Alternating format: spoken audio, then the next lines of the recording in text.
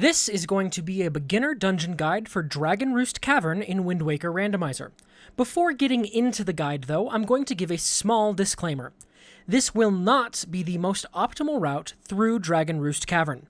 Instead, it is a route that I personally believe is great for beginners looking to start playing or racing Wind Waker Randomizer.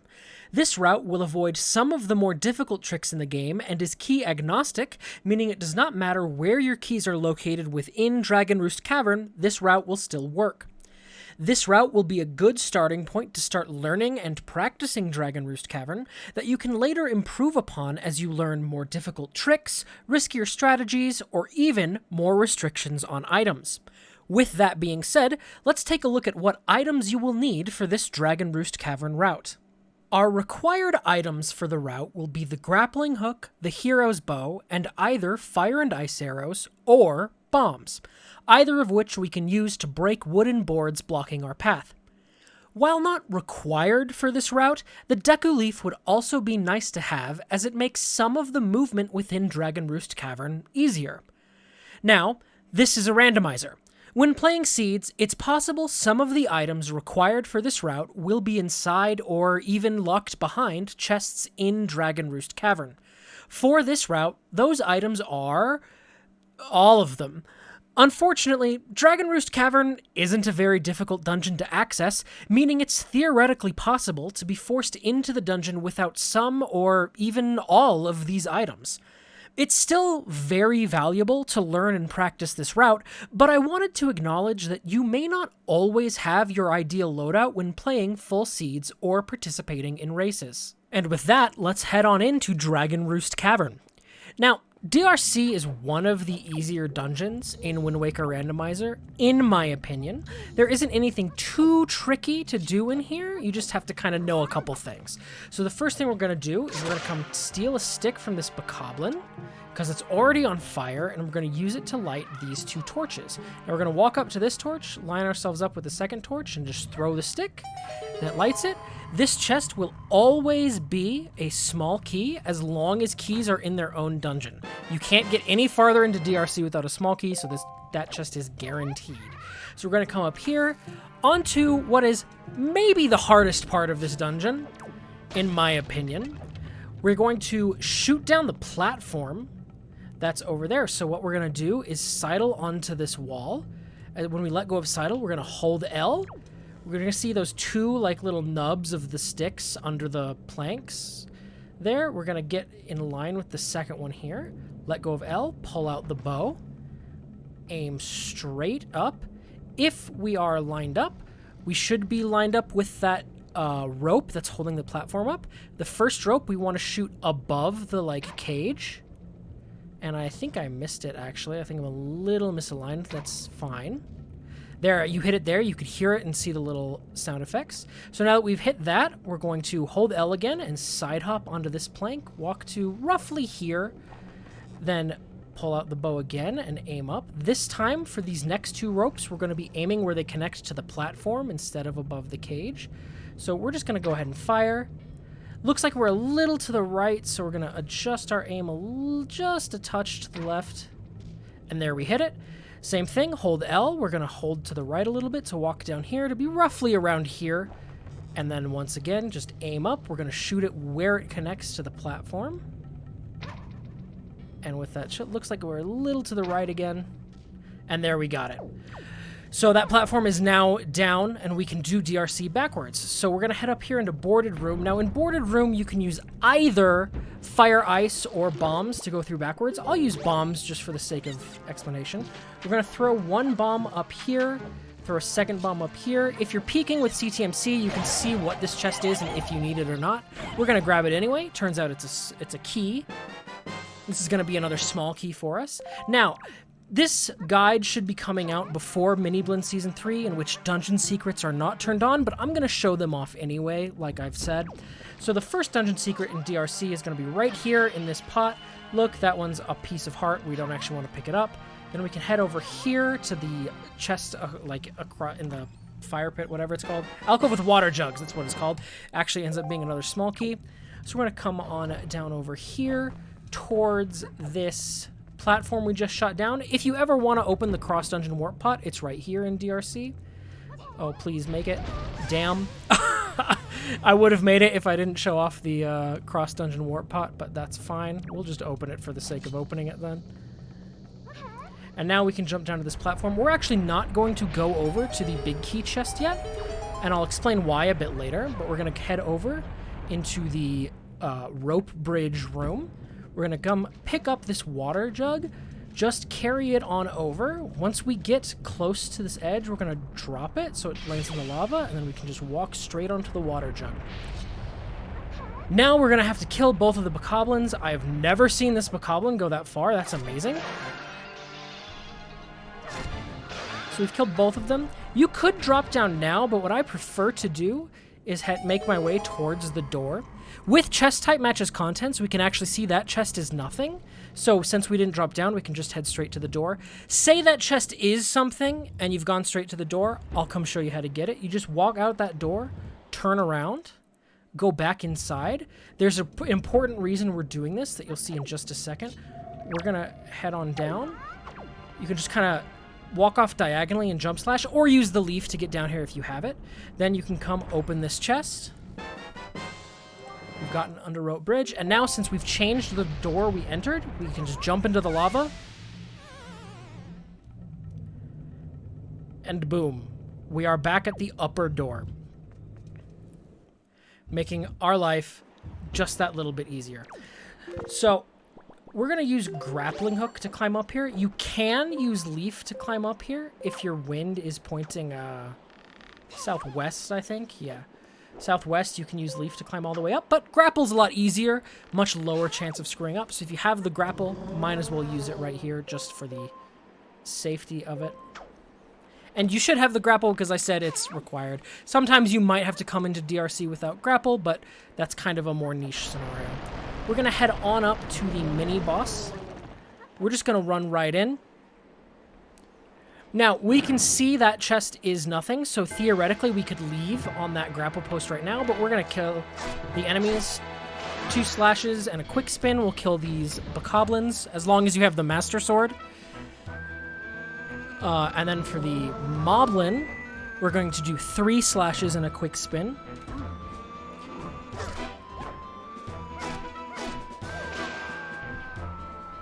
Again, that's with the Master Sword. If you have the Hero Sword, you would have to drink soup to have the same damage as the Master Sword there.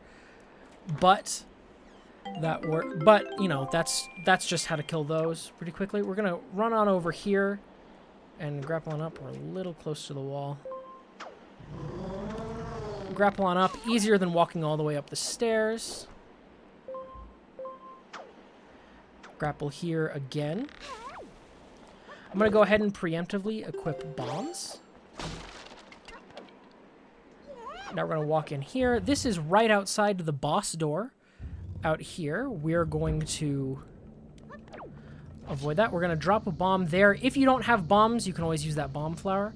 But that'll open the yellow warp pot here.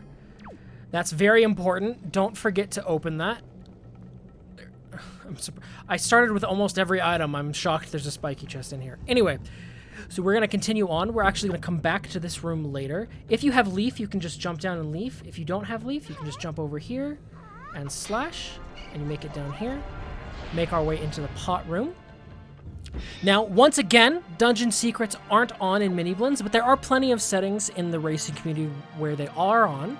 So another dungeon secret in this dungeon is going to be right here. Another piece of heart. Wow. We're going to come here. These blue bokoblins, just 1 stab and a quick spin is enough to kill them.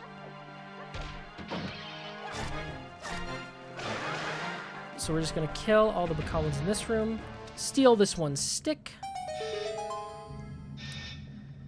To get up ledges easily with an enemy weapon, you can just side hop and then mash B. And you'll jump slash up. Skips you the climbing animation. Light the second torch, and we get the pot room chest here.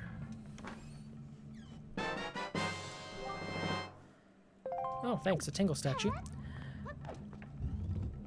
Now, Tingle statue chests have not been on in a lot of tournament settings, but in case they ever are on, there's a Tingle statue chest right here. Like I said, this doesn't matter for Mini Blins Season 3, which is our upcoming tournament, and it hasn't been in recent main tournament settings, but just in case, always good to know where they are. We're going to continue on in. This is the path here to Dark Room. We're actually not going to open the blue warp. Just going to head on into Dark Room here. You can use bombs or fire and ice arrows to break these boards. Oops, bonked on the torch. Open the Dark Room chest. Going to head on out. Because we're doing DRC backwards, the key doesn't get consumed, but we need a small key to go through those doors backwards. So this is a bird's nest. You can always just stab the bird and pick up the item. The bird aggroed on me before I stabbed it, but if you run up here quickly, you can stab the bird and pick up the item. Onto Rat Room. Oh, a little to the side. I got Bird's Nest. There's Rat Room. We're going to pick that up. And then Rat Room boarded up chest here. We can actually see this is our last small key, which we're not going to use, but we'll pick it up anyway just so you can see picking it up.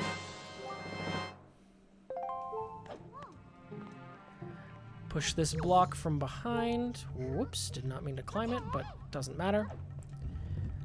So here, as long as the lava's not about to shoot, this lava's about to shoot, so I'll be a little patient. This lava goes away, just run up and roll, and you'll be fine. I like to roll, let go of the stick, so I grab the ledge, and then drop down and slash the sword, so I don't take damage. Ooh, jump onto the bridge, kind of a weird angle, almost jumped right off. Then go through this room here. We're into the lava pit room. I forgot to mark off Rat Room boarded up chest, but that's alright. You saw me get it. Just gonna leaf on over. You could also grapple if you need it. And then open the lava pit.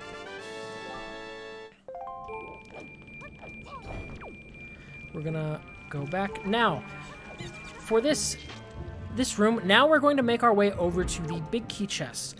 If you don't have the leaf or you're not comfortable in your leaf pumps, you can very easily just make your way, go over, all the way over there to the, that platform we shot down at the beginning of the dungeon.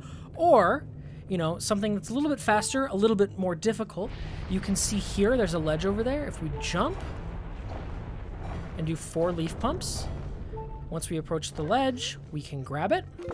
It's a little bit faster than going all the way around and climbing the ladder. And then we'll come open this grapple peg. We're going to mash A, see if we get it. Hey, we got it. There's like a 1-frame window where you can let go. If you don't get it by mashing A there, it's not a big deal. It's just a little time save that doesn't cost you anything to go for. You just mash A during the cutscene. Here is the other Tingle statue chest in Dragon Roost Cavern. Like I said, these haven't been on for a long time, and if you are watching this for Mini Blins Season 3, this chest doesn't matter to you as Tingle statue chests aren't on, but doesn't hurt to know where it is. Now we're going to make our way over to the big key chest.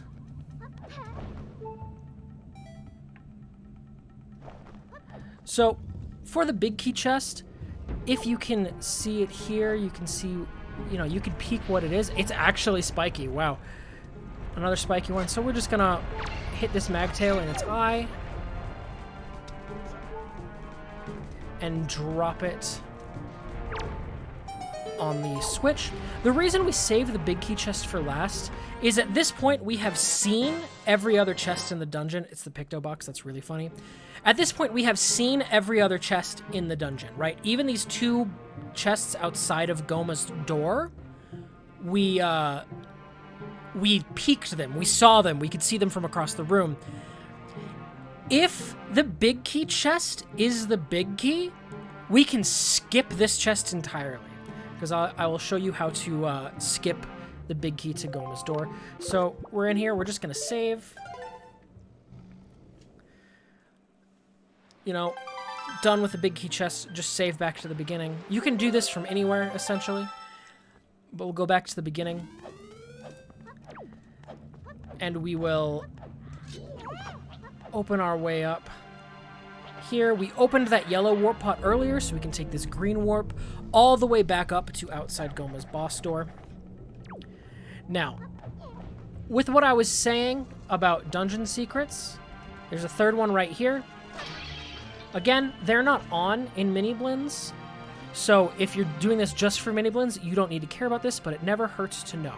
Now, we have the big key, so we could just walk through the door, but let's say you don't have the big key. Let's say you saw every chest, you got that perfect scenario, the big key chest is the big key, you can just skip it. How do you skip the big key in Dragon Roost Cavern? We're just gonna get storage here. Oop, I was a little early. It's a little late. Way early. There we go, we got storage. So we're gonna come store this chest. And see this wall here? We're gonna just kind of walk up it very slowly. Move a little bit to where, you know, you're basically in the wall. We're gonna go into first person and line up with that little gap right there. You see the gap between the door and the wall? And then we're gonna exit first person and just run on in. And boom, now we are in the Goma boss fight.